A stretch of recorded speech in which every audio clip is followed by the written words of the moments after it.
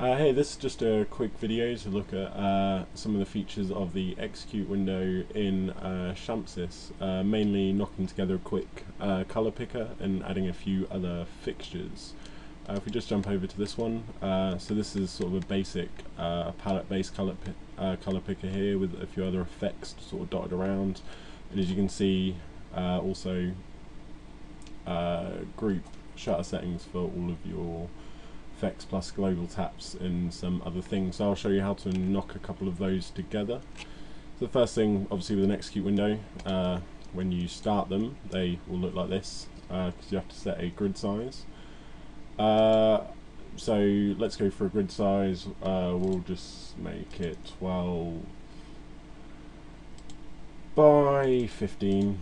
Obviously this is sort of up to you. It looks like this. And it just sort of jumps over, so you've got all your grid there set, and these are now all the customizable parts you can set of it, and it's pretty much anything you can put here. If we look at making a simple color picker, first things we want to do is we'd have to decide what lights we want to make them for.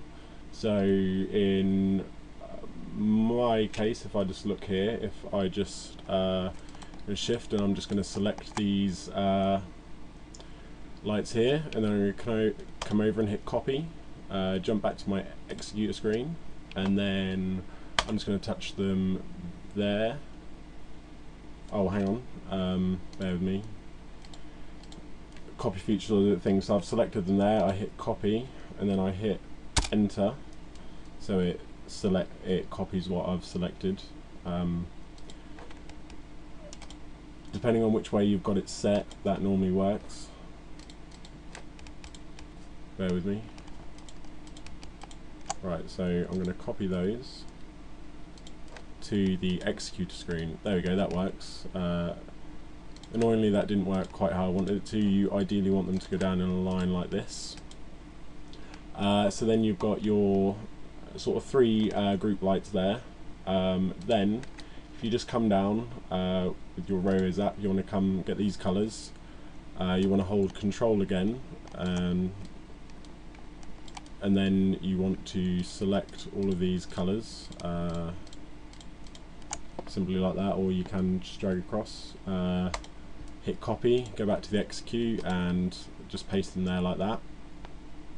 And then it is pretty much just a sort of copy from that point on. You can just do that. It doesn't matter that you are doing it from the same light, because the next step will fix that. If you just click the row scan and then go robo zap and then drag all the way across, then just hit this button up here marked set region, then just do it again and again.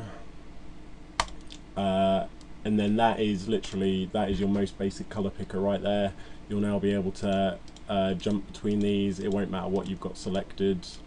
If you want to make an all one for all your groups, you obviously need to select your groups together here. You can obviously do that by, if you want to say group these two lights together, again just select these two, hit record, dump that down there, boom, that's now a group with those two. So obviously build one with all of your lights, copy that, make sure it's actually in the desk's memory. You've got to be in, again, view design. You then obviously drop that here, all sort of repeating yourself again here, drop that there, drag across all of it, hit set region, and then you've got color picker for three of those lights or all of your lights all together. So hit view execute, and that will work like so. You can make it smaller or bigger, again with your set grid size. As long as you don't enter a grid size that would affect the size of this, it will stay sort of unaffected. You can also add some specials. There are some add specials up there with a few different features, or you just sort of build your own. The assigned specials, some of them are kind of nice, but they kind of touch on a lot of the other sides of the desk, which if you're unfamiliar with it would be better to kind of understand them before you go adding shortcuts to them to your execute page. If you want to add anything else, it's exactly the same method. So you saw on that other one I added strobe, so you could simply just drag across there, hit copy, come back to your execute, and then just bash those there, and then you've got simple strobe selection.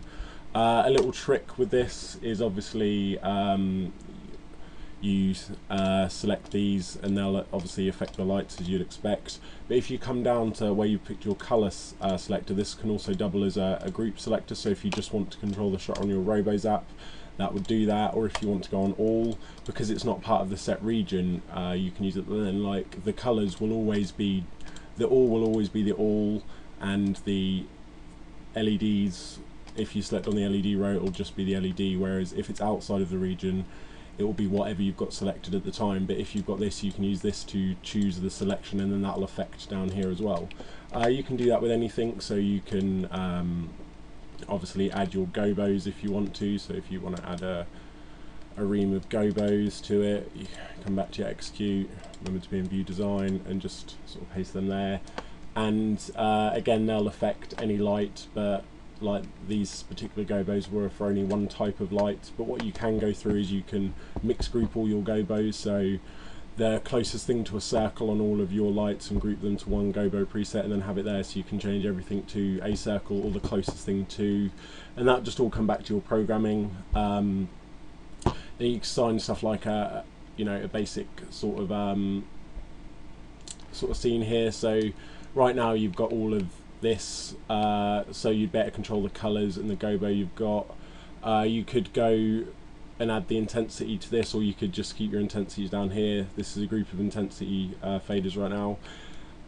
If you're not using the subs for anything else, why not use them as intensities? Kind of makes sense. Easiest way to make them for an intensity: select the light, hit record, select an S. Oh no, so bear with me because I had loads of other stuff in the programmer that didn't work.